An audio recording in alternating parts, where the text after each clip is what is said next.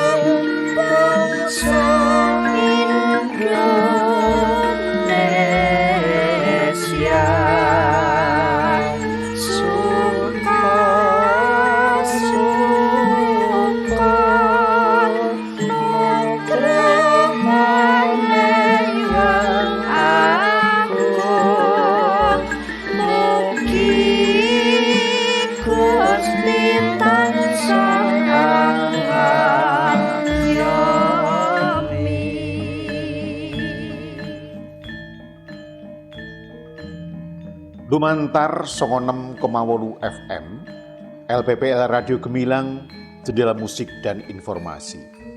Wilujeng dalu kadang-kadang pamirsa Trisno, pepanggihan malihkan kula Soeharto Suryokusumo wonten ing giaran Gula Klapa. Gunung laras kabangsan lan kapitayan lelandesan Pancasila.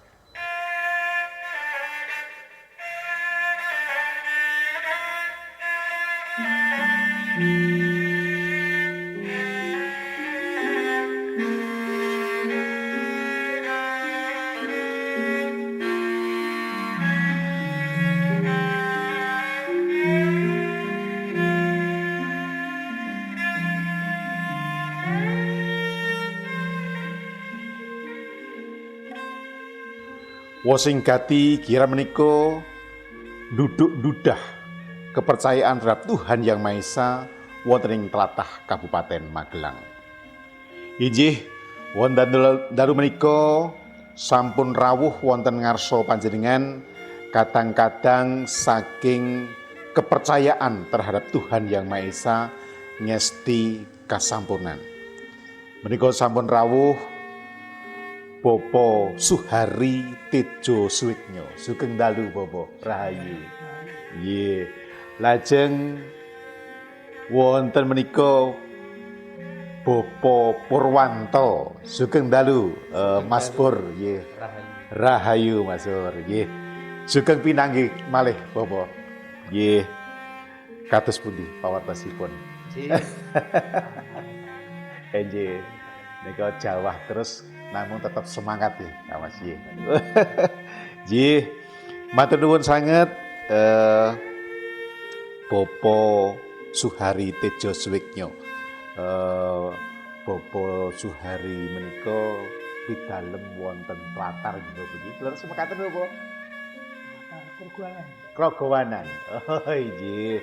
Mening Mas Purwanto sering ketemu menika gejiwan. Ya, inggih. Inggih menika kadang-kadang saking ngesti kasampurnan. Gemeni wanci Bopo. Kalau Duk rika semanten kok sampun matur kalian Bapak Purwanto bilih pepanggihan dalu menika panjenengan kula badhe nduduk-ndudah bab ajaran ketuhanan wontening ngesti kasampurnan. Ngeten menika.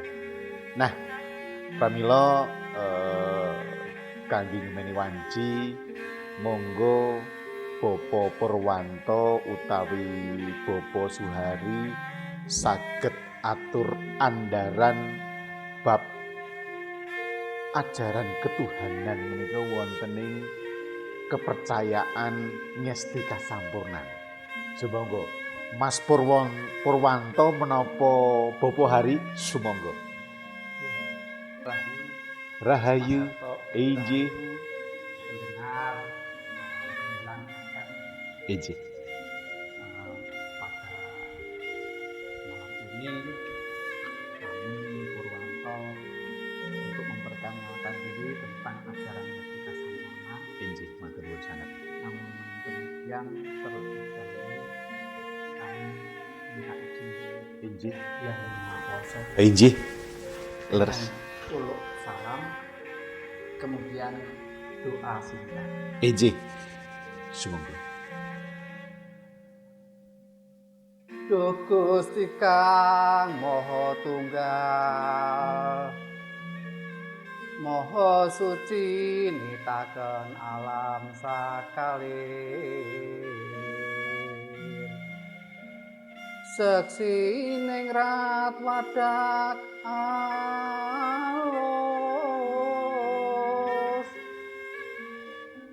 sangkan paraning sukma. Mugia Tuhan aparing aksama aku nepikeun sarenyang dosa.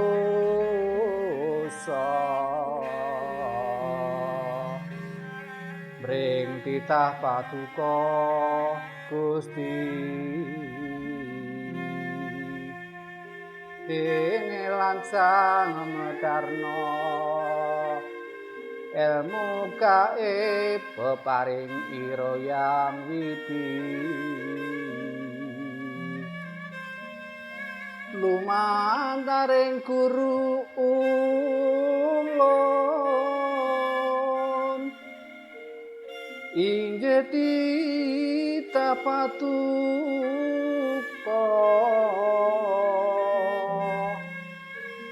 Resi Pranso sastra swegnya ruwun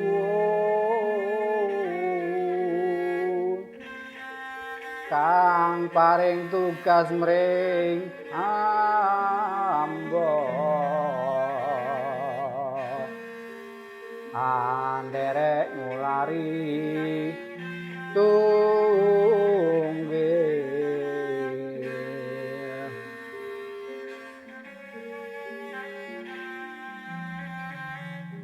Duh Gusti Kang Maha Tunggal, kawula nyuwun rineksa saking panggodaning nyawa satru kawula. Kawula nuwun duh Gusti Kang Maha Tunggal, kawula nekseni lan ngaknisa pitados yakin lan boten mungkiri injamung patuko Gusti Kang Maha Tunggal ingkang ngawontenaken ingkang murwani mekasi mungkasi apa dening waosi sedaya kawontenan ingkang gumlar wonten ing jagat wadak tuwin jagat alus sadaya. Gusti Kang Maha Tunggal injamung paduka Gusti ingkang manunggal lan ugi ingkang aparing wahyu dumateng Rama Resi Pranso Sastra Sukma.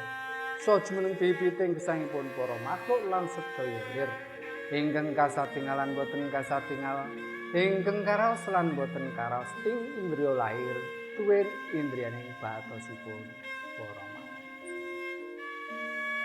Gusti ingkang Maha Tunggal. Gesang kawula asal saking kepareng Paduka Gusti. Pramila wangsuling gesang kawula nyuwun sampurna manunggalan Gusti purwaning dumados kawula saking kepareng Paduka. Gusti ingkang Maha Tunggal sembahan kawula Rama Resi Pransus Sasta Sukma pantan kawula. Gusti ingkang Maha Tunggal kawula ngaturaken sembah sujud, ngaturaken sedaya ing kalepatan, ugi ngaturaken agunging panguwun awis sedaya nikmat sarta karyanipun. Gusti ingkang Maha Tunggal, wonten ing dalu punika siaran radio gemilang dene kawula kadang ngesti kasampurnan nyuwun wonten ngarsa Paduka. Kawula sakadang anggenipun netepi jejugan menika mugi saged panjenengan lancar awit saking kepareng Paduka Gusti lancar wiwit purwa madya dumugi wasana. Gusti ingkang Maha Tunggal inggih menika kados panuwun kawula. Gusti ingkang Maha Tunggal sesembahan kawula. Gusti ingkang Maha Tunggal sesembahan kawula. Gusti ingkang Maha Tunggal sesembahan kawula. Gusti ingkang Maha Tunggal sesembahan kawula. Gusti ingkang Maha Tunggal sesembahan kawula. Gusti ingkang Maha Tunggal sesembahan kawula. Gusti ingkang Maha Tunggal sesembahan kawula. Gusti ingkang Maha Tunggal sesembahan kawula. Gusti ingkang Maha Tunggal sesembahan kawula. Gusti ingkang Maha Tunggal sesembahan kawula. Rama Resi Pransus Sasta Sukma panutan kawula. Rahayu kasebadan Mas Budi.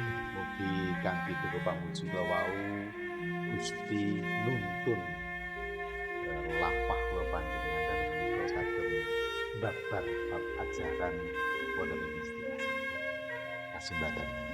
Sumangga Mas Pur kala wau ingkang sampun kula aturaken bab kados pundi ajaran ketuhanan wonten ngesti kasampurnan kala wau. Nggih. Ingkang pamuka dugekaken nggih. Nggih. Bab sembahyang panjenengan datosipun menawi ngesti kasampurnan kepaten gadah ciri khas. Nggih kados pundi Kak Mas? Pancen karaktere mawi sembahyang. Nggih. Panci kedah mekaten. Aktivitasipun nggih namung ritual Nggih. sembahyang panjenengan. Namung kala wau pancen ingkang laturaken ringkes nggih. Nggih. Dan menawi sembahyang resmi wonten acara ing napa acara peringatan tumurning wahyu. Nggih. Wiwit saking bawa kuluk salam. Nggih. Lajeng bawa pangulasih sak ompak-ompakipun. Nggih. Nggih.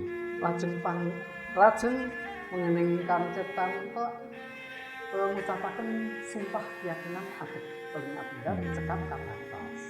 Leres-leres menika mijiling saking batos. Nggih. Lajeng pangruwat Nggih. penunan Mekaten. kok wonten 9 bait. Oh. Nggih, kalau kan kula mas namung 3 bait. Ringkes kemawon. Ringkes. Pertama, kedua kali ingin langkung terakhir lalu Mekaten. harapan lan kunjungan lajeng panebut.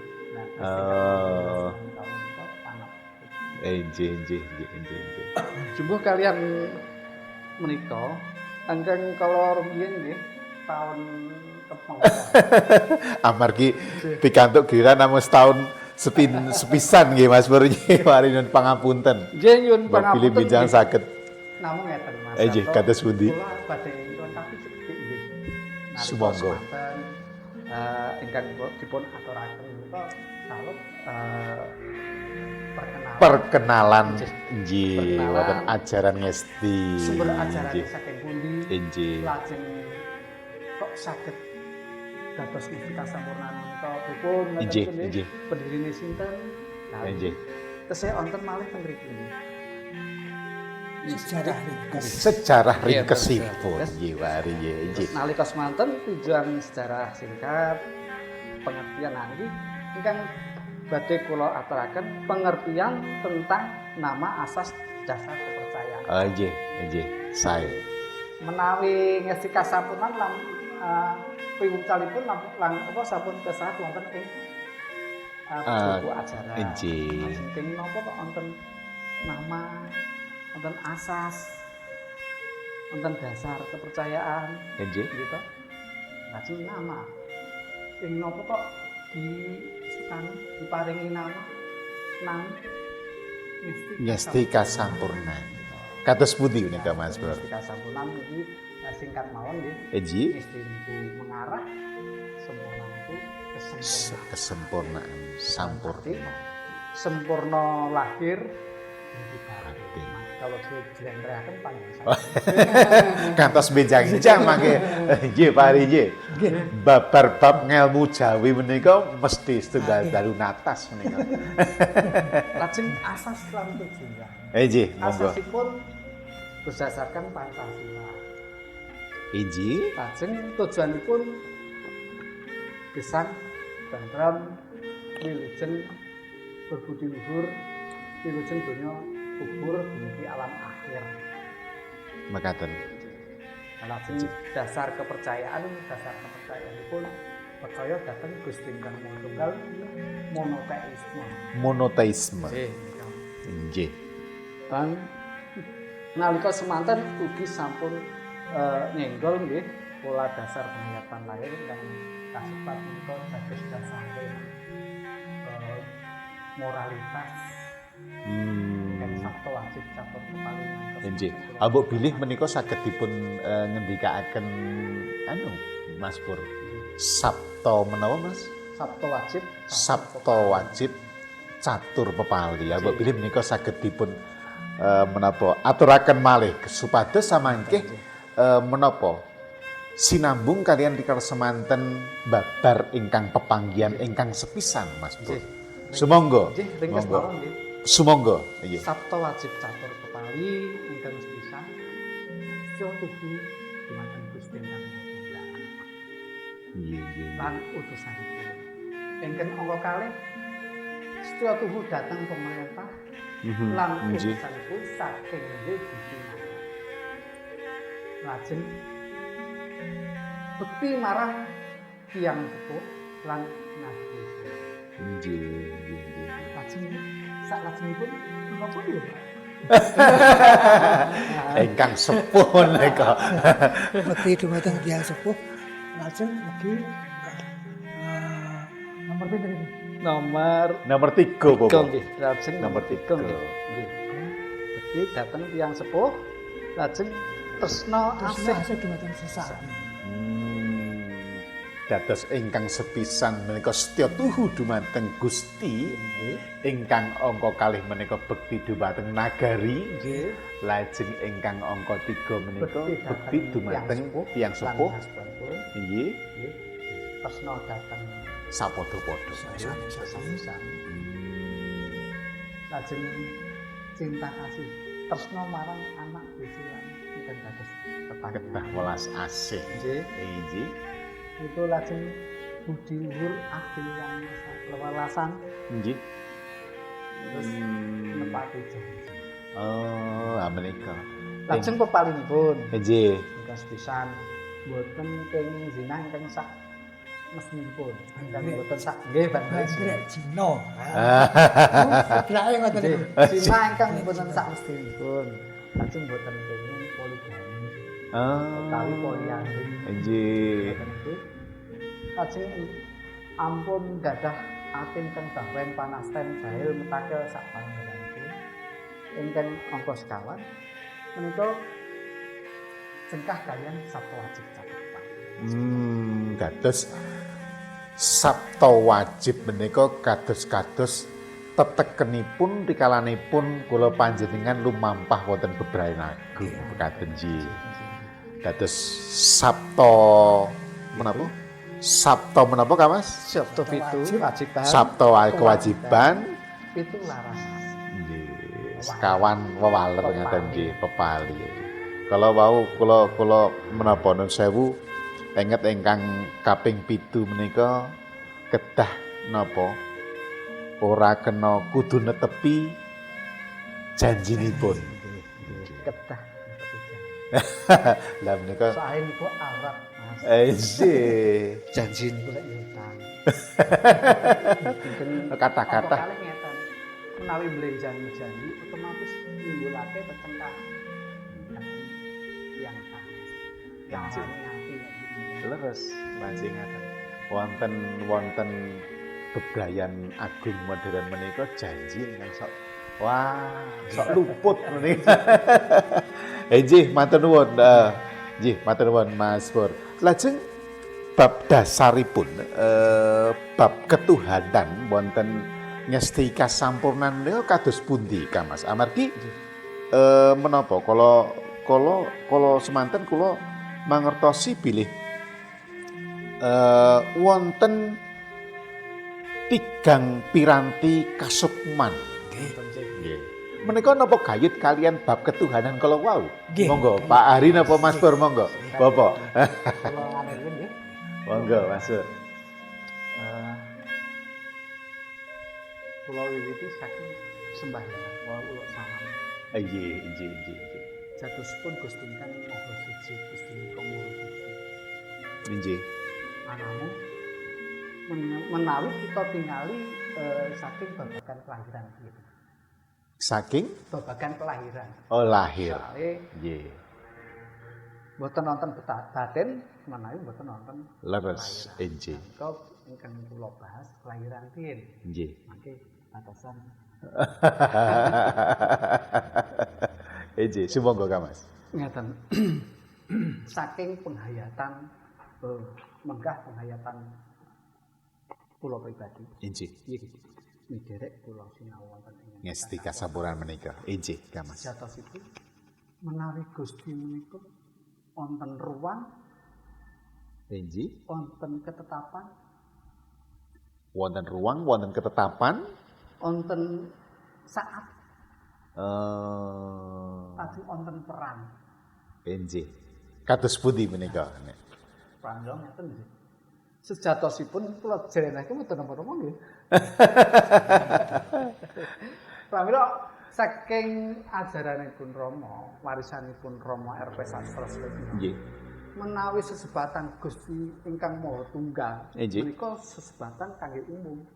Nah, Hmm. menawi kangge pribadi, nggih wonten ugi ingkang wantun nyebataken sesebatan Gusti Allah menika niki wonten sesebatan piyambak menggawe Mekaten. kasampurnan nggih menika Rama Pransuh sesembahan kawula. Oh, nggih. Napa kok disebut Rama Pransuh? Nggih, kados pundi menika? Kalau wau kula sebataken nggih wonten ruang, wonten wekdal, wonten waktu nggih. Nggih. Saat di waktu nggih. Nggih. Lajeng wonten perang. Hmm. Sedaya ingkang gumelar menika perangipun Gusti ingkang Maha Tunggal. Nggih. Pramila menika disebut Rama Pransuh. Sedaya Oh, ingkang perang wonten ing alam donya, ugi wonten ing alam baka menika sedaya wonten ingkang ngesui Rama Pransuh. Oh. Nggih. mekaten menika lajeng peranipun napa mawon Nggih. kasebat wonten ing mriki Gusti ingkang Maha Suci menika asif wonten sifat wonten asma wonten afnal menika. Sifat asma afnal menika ugi ingkang berperan inggih wonten zat sifat asma lan afnal. Nggih. Nah, pramila menika sepatus pun jelasaken karyan. Ingkang sepuh. Matur nuwun. Monggo Bapak Hari, kados pundi menika? Kula Nek awali bab saking sing jero niku sing sepuh ngoten. kula awali saking ngajeng Gusti. Nggih, monggo Bapak. Bilih manut ajaran ngati kasampurnan. Nggih. Tuhan utawi Gusti Allah menika awujud roh suci. Mekaten. Menawi cara ngati kasampurnan. Nggih. Dados roh suci menika wonten sakdangunipun Jagat jagat gumelar gumelar menika menika. wonten. Piyambakipun sampun wonten rumiyin. Nggih. Lah ya. Dados jagat gumelar sawisinipun menika piyambakipun ingkang nyipta. Mekaten. Mila wonten sembahyangan ngesti kasampurnan murwani sarta mungkasi. Mekasi. Menapa dene ngawasi. Lah niku yo gawe yo ngentekke. Yo gawe Yo ngrekso. Yo ngrekso lah. Nggih, nggih. Manut ajaran Ngastika Sampurnan munggaing Gusti Allah utawi Gusti Kang Tunggal. Nggih, nggih, nggih. Pun asmani Tripurba Manunggal. Tripurba Manunggal. Tripurba Manunggal. Saged Tripurba Dados Ginarba nggih saged. Murwakani nggih ngrekso Ngrekso nggih. Ngrekso nggih ngenelaske. mekaten nggih nggih. Salajengipun bilih Tuhan Yang Maha Esa utawi Gusti Kang Tunggal menika asipat langgeng Mas. Dados selaminipun piyambakipun tetep sugeng. Nggih. Tetep sugeng. Tetep boten abadi. Nggih. Boten kados kula panjenengan. Wonten wonten maosipun rampung gitu nggih. Dipun timbali. Nggih. Dipun niku. Namung titah sawantah. Lajeng Gusti Kang Maha Tunggal menika hasipat Maha Agung. Maha suci, Maha mulya, Maha kuwasa, Maha adil, Maha wicaksana lan kathah malih. Maha. Nggih. Menika kang dipun selirani. Kala wau saged kula senggal wonten mriki. Nggih. Bilih Gusti Kang Maha Tunggal utawi Gusti Allah menika nggadahi afnal, dat sifat Dan afnal. Gusti Kang Maha Tunggal utawi Gusti Allah niku ya duwe kewajiban, duwe gawean. Nah, Ngaten. Ah niku wau gaweane teng mriki. Peran kuwi. Peran yang maha kuasa. Dados piyambakipun menika jumeneng Maha Suci nitahaken sedaya bab ingkang wonten ing alam donya piyambakipun nggih tanggal jawab. Mekaten. Tidak begitu saja dibiarkan. Dados mboten diandalke mawon mboten. Nggih. Contoh kemawon nggih. Para menungso menika sami nggadahi panuwun tumuju badhang Gusti lumantar menapa kemawon sagedipun kabulaken. Lah niku setunggaling menapa kewajibanipun Gusti Kang Maha Tunggal dumateng titahipun. Imam menika nyuwun sae menapa menika nyuwun awon nika tetep dipun ladosi. Nggih. Nika Namung rikalanipun Bapa, kala wau dipun ngendikan bilih Gusti menika nggadahi sifat agung ngaten menika.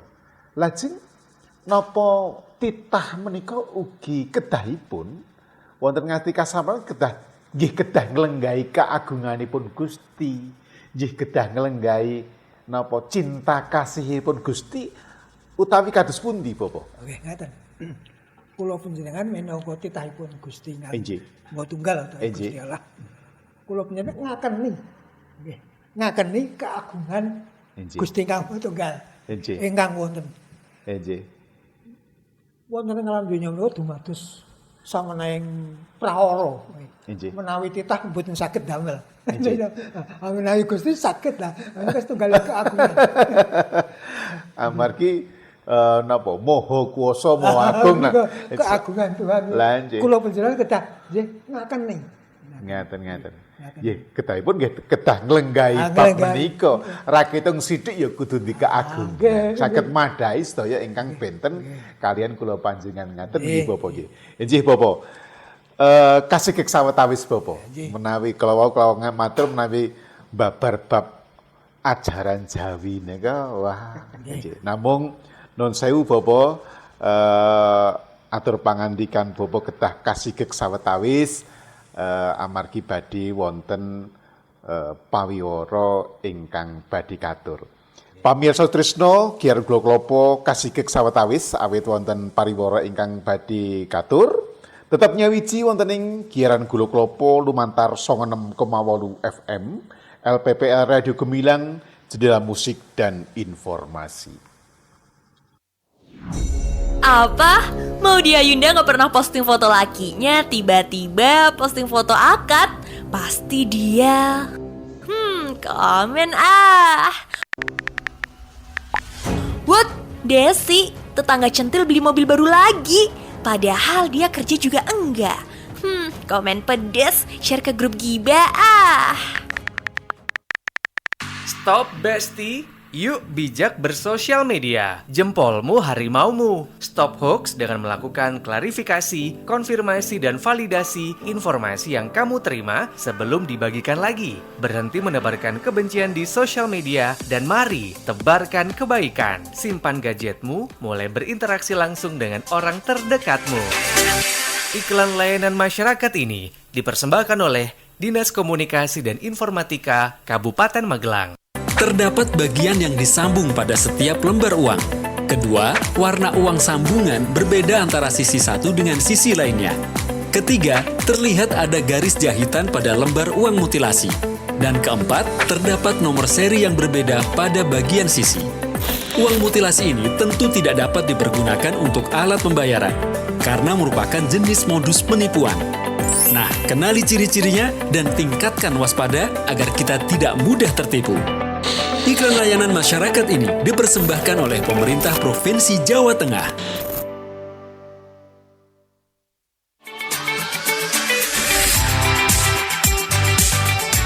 Sahabat Gemilang, narkotika adalah zat atau obat yang dapat menyebabkan penurunan atau perubahan kesadaran, hilangnya rasa, mengurangi sampai menghilangkan rasa nyeri, dan dapat menimbulkan ketergantungan. Untuk penanggulangan penyalahgunaan narkoba, diperlukan upaya yang terpadu dan komprehensif yang meliputi upaya preventif, terapi, dan rehabilitasi. Dibutuhkan peran keluarga dalam pencegahan penyalahgunaan narkoba, mulai dari pendidikan agama dan akhlak, kasih sayang, rasa aman, bimbingan dan perhatian, memberikan kebebasan dengan pengawasan aktif dan bijaksana, dan dorongan semangat untuk mencapai prestasi.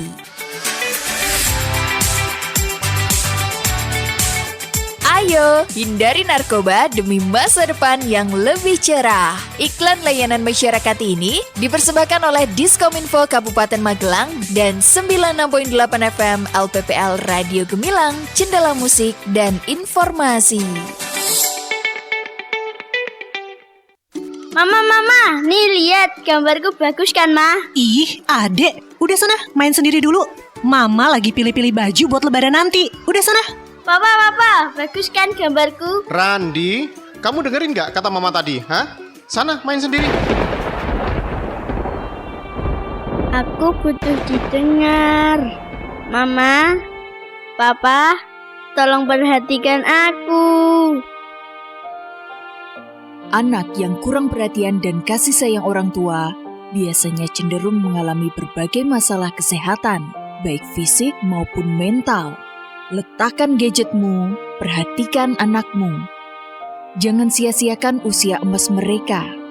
Mereka adalah penerusmu di masa depan. Mama, Papa, tolong perhatikan aku.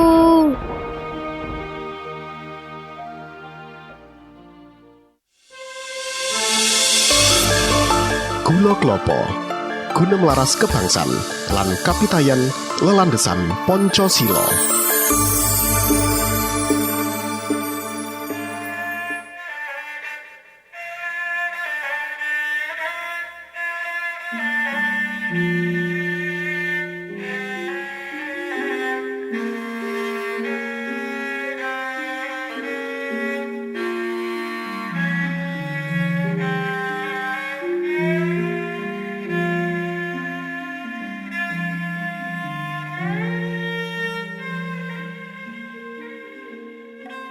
Nyawiji malih kalian kulo Soeharto Suryokusumo wonten ing giaran Gula Klopo.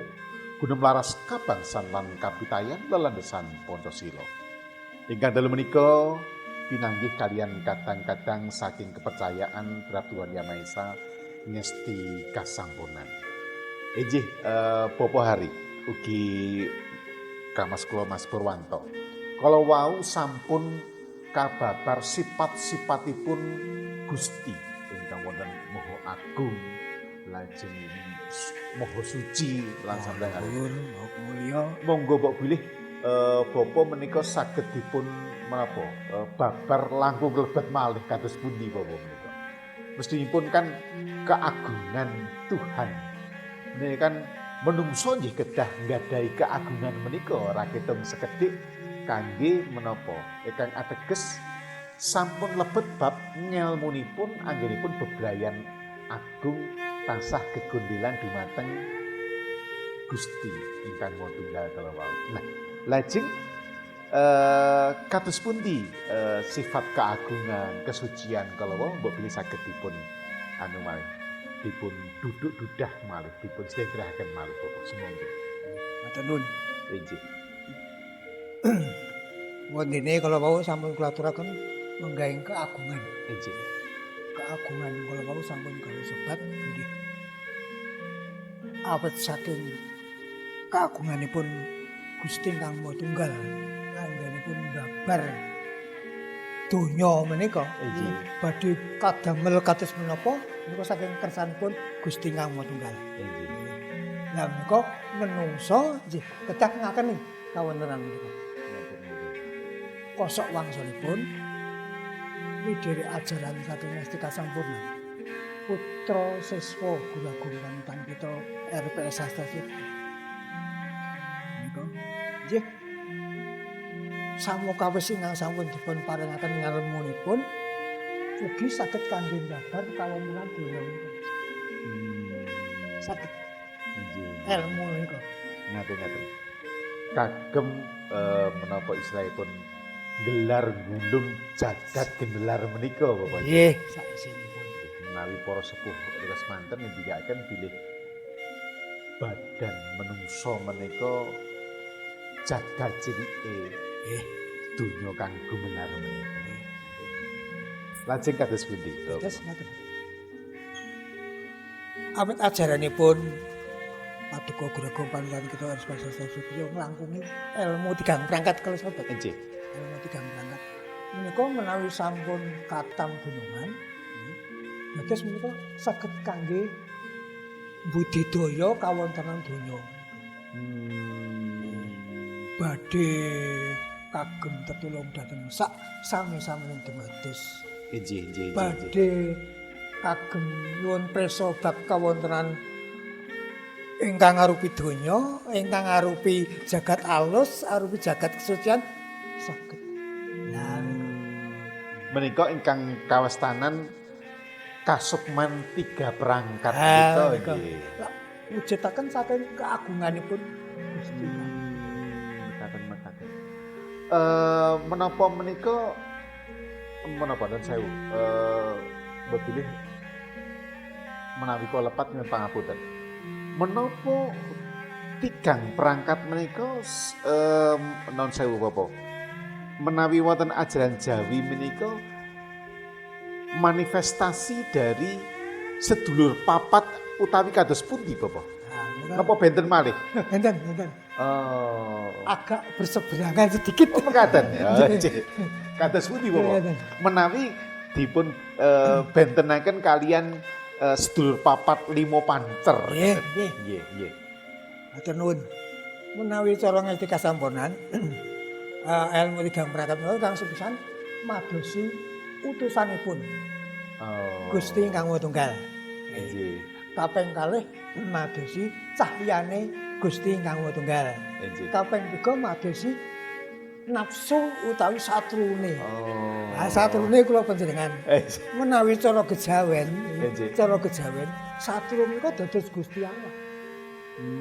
Napa sebabipun wonten ajaran ingkang samukawis bab menika sing ditangisi sedulur papat lima pancer. Lah dados Gusti Allah. Lah menika. Dados menika menawi Ngastika Sampurnan mboten nggih. Oh. Ngoten Mas. Nggih. Lajeng mekaten Bapak. Kalau dipun ngendikaken bilih wonten tiga perangkat menika ngudi menapa Gusti lajeng ngudi cahyaning Gusti ngeten menika. Lajeng menika kuncinipun lampah menika kados pundi Bapak kersanipun menapa? Rikala pun tiyang gesang ngeten menika tinuntun tumuju wonten kasampurnan kala wau. Nggih. Mbok bilih saged dipun jlentrehake lakune mbok bilih ya kudu jujur utawa menapa kados pundi Bapak? Badhe ngudi ilmu tigang perangkat menika pancen mawi pitumbas Mas. Ha nggih. Pitumbasipun nggih ingkang sepisan remen Tapa Brata. Kaping kalih nggih tumindak jujur budi luhur. Nah, niku Sumbuh kalian sabtu sungguh kalian sarta Sabto wajib wajib sarta kelawan kepali. ya. Amargi tekenipun Ah, menika niku. iki. Menawi tanpa niku mboten saged. Makaten iki.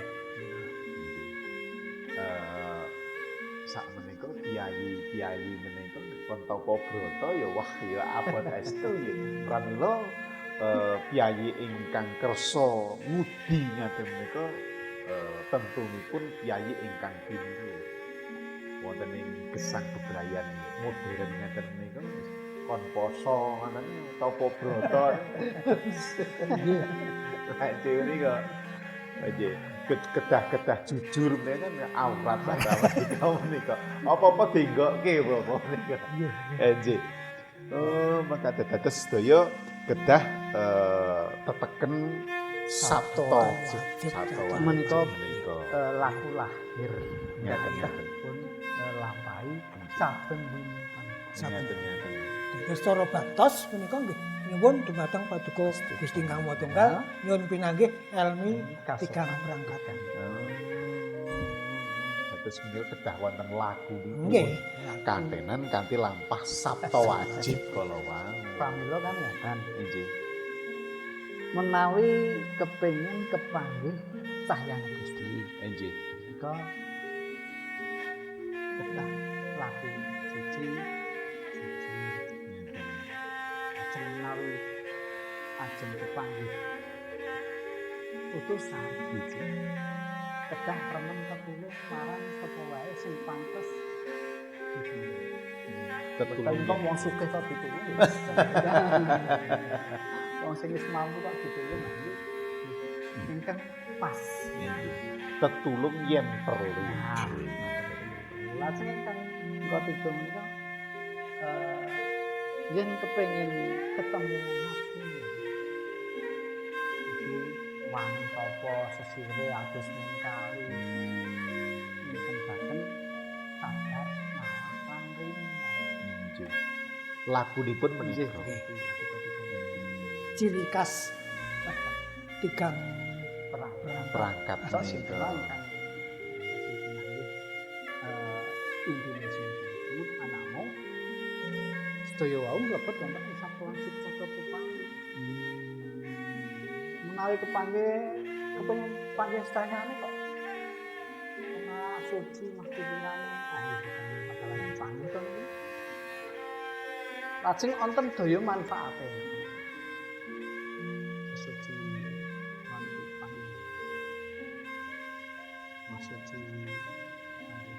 Suci cahyang Gusti panggih sahabat pesawat lajeng panggih. Nun sewu Bapak, nyuwun pangapunten. Kala wau dipun ngendikaken sabto wajib catur pepali. Lah pepali menika namung sekawan. Kados pundi Bapak? Wonten beban agung menika kan kathah sadhatosipun ingkang boten pareng dipun terakan mekaten menika. Iya.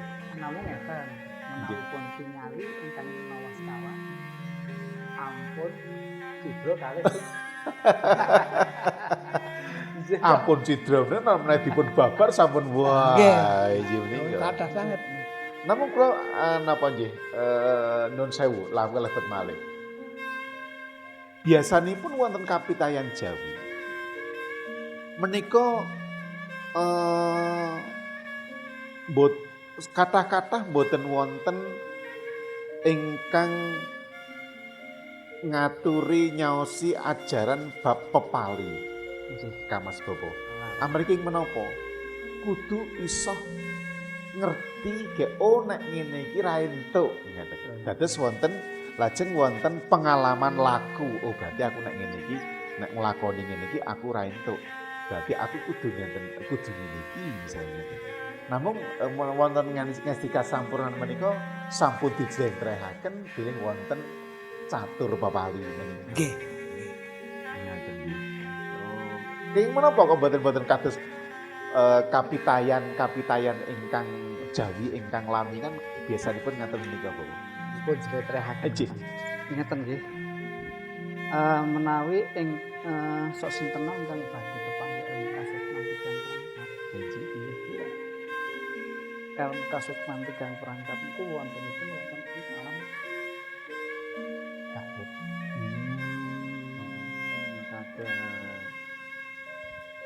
Niku secara otomatis Mas.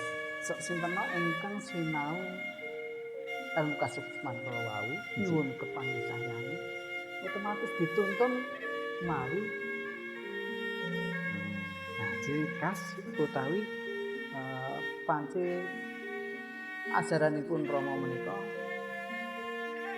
identik mimpi ingkang pun gatosaken mimpi Mas Sasmitanipun ngaten menika. Pramila kan ngaten. Sinau cahyane Gusti. Inji. Mangke dituntun lati. Tata caranipun nggih kados Mestinipun ngagem lagu nggih Bapak nggih. Kami lagu mangke saben dalu menika papan sembahyang, papan sembahyang nyuwun, lajeng sasampunipun nyuwun mimpi napa? Sasampun mimpi lajeng pun setoraken dhateng penyuluh. Para sepuh penyuluh. Mungkin penyuluh. Nah, sasampunipun pun setor iku kanton maos. Nah, kowe kebangen. Kan kuncine kudu suci itu. Iki kok masa iki belum suci, terus terus ingkang sampun badhe kalam ingkang badhe kalampah menika mesti gaya magayutan kan lagu niku nggih. Pangga kanthi budaya kepanggih ilmu sinau ilmu menika itu damel didik moralitas budi pekerti. Sinten ingkang panci STS saking sekedhik menika saged pangasan. Nggih. Lan ingkang nalika timuripun gadah dosa. Lan menika langkung sithik mangke saged ngirangi dan masih saged kesan-kesan ingkang rumiyin nggih menika saged dipun napa saged ical seketik mboga seketik sae. Nggih. Dayut kalih niku wau menawi Gusti menika nggih rusak. Lek sejane rusak niku lek kanthi dinamika sing warna-warni. Kanthi cara utawi proses sing warna-warni. Nggih. Rusak. Nek secara alam, rusak alam. Nek menungso saged merga kena pengaruh. Wis intine Mas kuwi berarti. Ugi mawon saking dosa asal. Dosa asal itu pancen dosa gawan nalika gesang ingkang jaman semonten. Nggih. Tesih kedah nebus. Ngeten. Nalika sak lajenge gesang wonten ing pramila kedah lampah tapa brata kala wau nggih Mas Panti sesirih-sesirih bab catur pepali kala wau nggih Mas. Namung kula ragi anu menika Bapak bab menika dosa asal kala wau. Nggih. Lah menika kados pundi menika Bapak? Nuwun sewu. Ngeten lho, mangke gak kleru-kleru. Nggih. Nggih. Monggo. Sepuh iki. Mangke di nirangke sedherek dosa asal menika kula panjenengan menika gesang menika cara ngesti kasampurnan reinkarnasi. Nah menika nggih. Kula panjenengan reinkarnasi lahir menika. Pamane kula Pak Hari nggih. Pak Hari. Sak derengipun kula mboten wonten. Nggih. Dereng wonten. Nggih.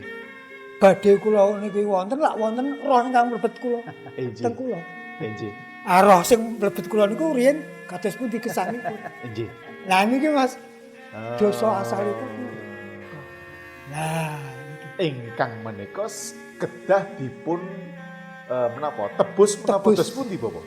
Panebusipun dosa asal nggih mawi gesang saben laku utami kasebat. Nggih ingkang sepisan nggih manembah ingkang angka kalih sabta wajib catur pepali kala wau nggih Bapak.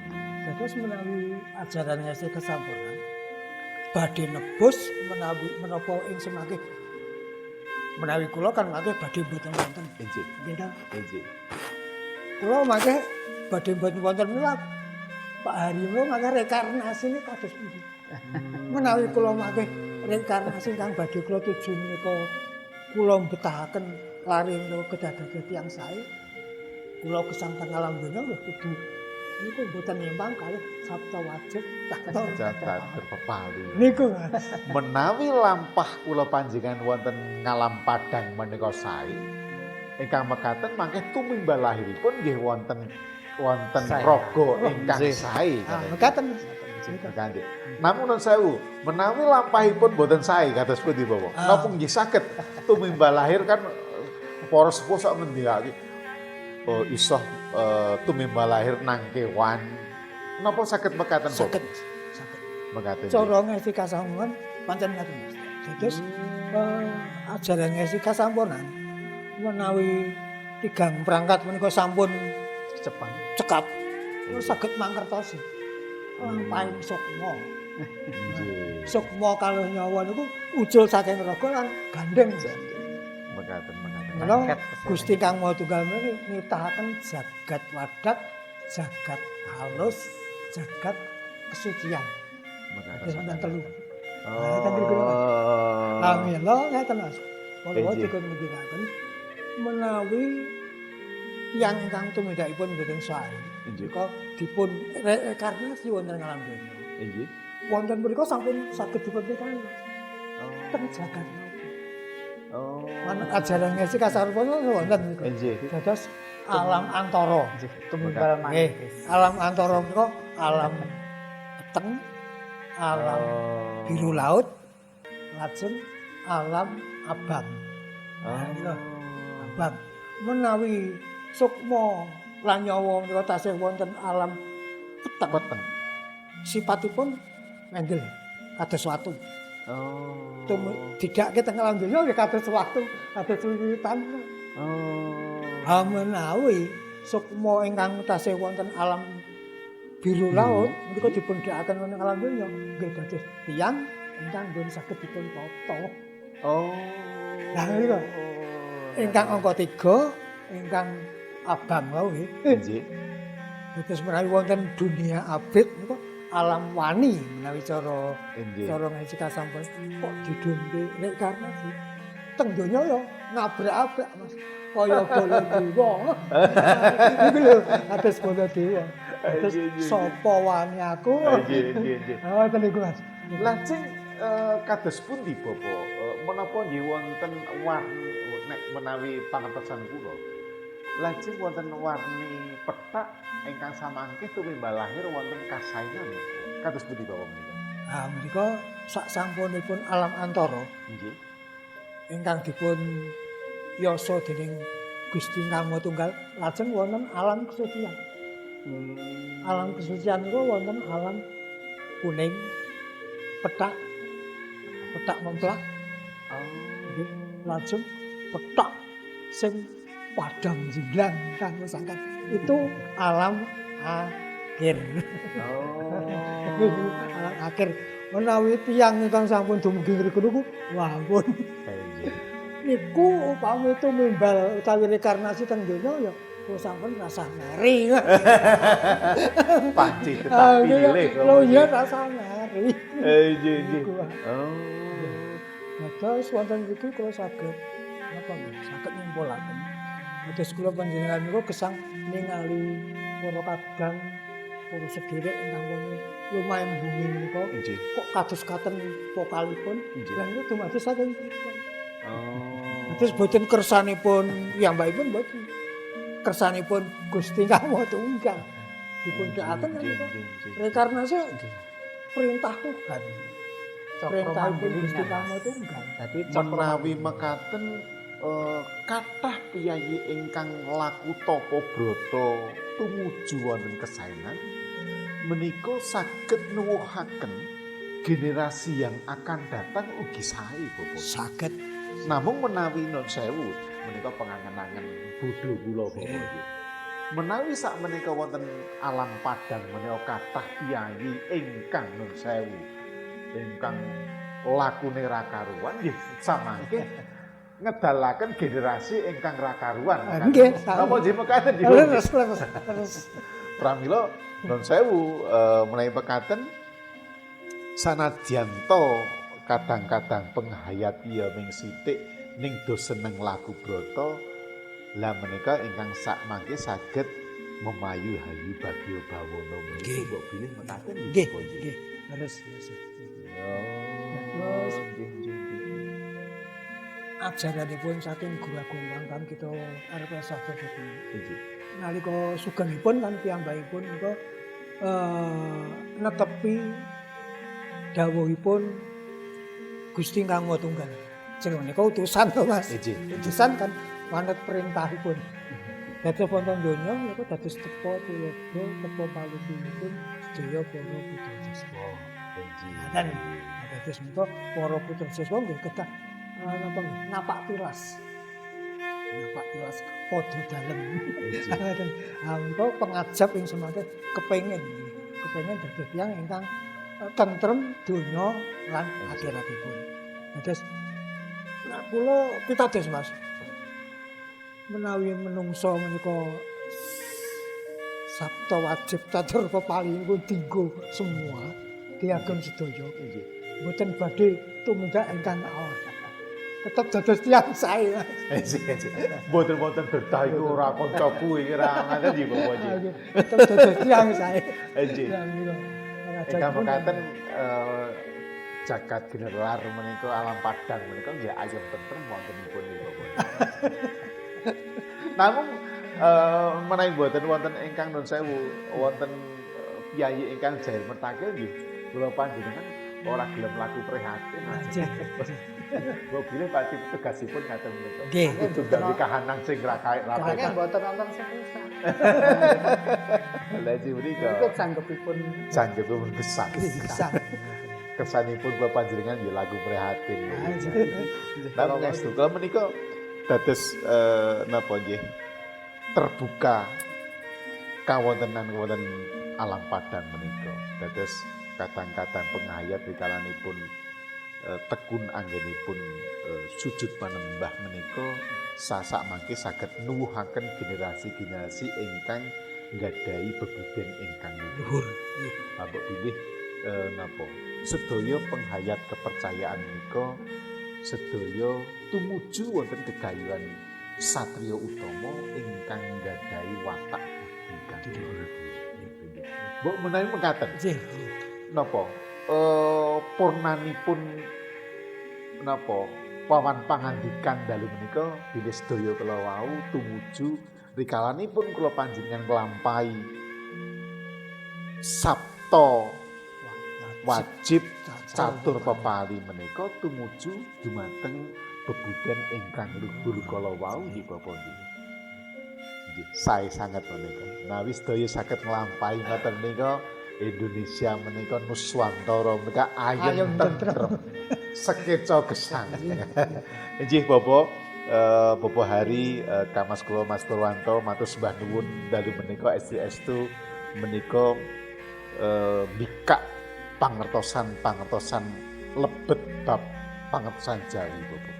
Matur nuwun sanget awit wekdal ingkang winates menika ngilmu ingkang sanget adiluhung. Mbok bilih saderengipun dipun pungkasi mbok bilih Bapak Hari badhe atur pangandikan menapa? Monggo kagem purna pepanggihan menika. Nggih. Dhateng para kadang sedaya kula saking paguyuban mesti kasampurnan. Nggih. Monggo sesarengan sami nyuwun. Mugi-mugi khususipun wonten ing negari Indonesia. Inggih. Tansah tinebena saking Gudo Rencana Pancabaya. Nggih, tinebena saking sedaya permasalahan ingkang wonten bareng ana ayem tentrem sedayanipun khususipun wonten ing Kabupaten Magelang. Kasembatan Tansah ayem tentrem nggih. Dados semangke para kawula sedaya saged nindakaken jejeban luhur kanthi tentrem ayem sedaya. Injih, mugi Gusti nyembadani menapa ingkang dados panuwunan kula panjenengan.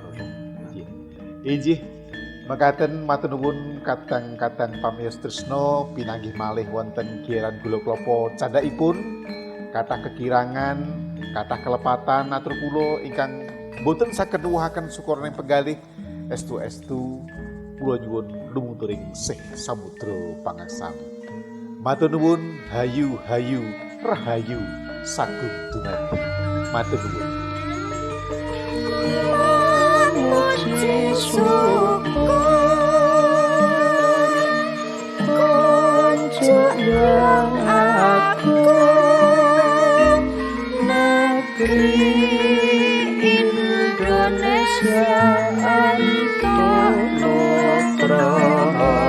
mardika nyata dirgahayu